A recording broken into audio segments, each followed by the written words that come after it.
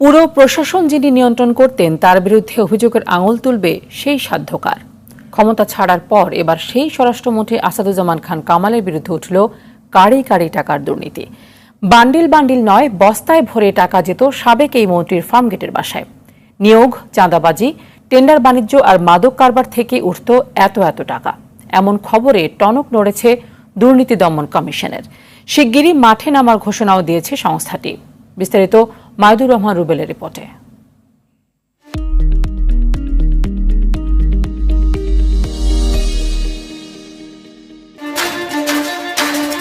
Police যাকে অভিভাবক হিসেবে জানে, সেই পুলিশের নিয়োগে মোটা অঙ্কের টাকা দিতে হতো খোদ সাবেক স্বরাষ্ট্রমন্ত্রী আসাদুজ্জামান খান কামালকে। শুধু তাই নয়, বদলির জন্য দিতে হতো বস্তা ভর্তি টাকা। তাতেও থেমে থাকেনি কামাল। মাদকদ্রব্য নিয়ন্ত্রণ অধিদপ্তর ও ফায়ার সার্ভিস থেকে অবৈধভাবে টাকা নেওয়ার অভিযোগ তার বিরুদ্ধে। অনুসন্ধানে জানা যায়, নিয়োগ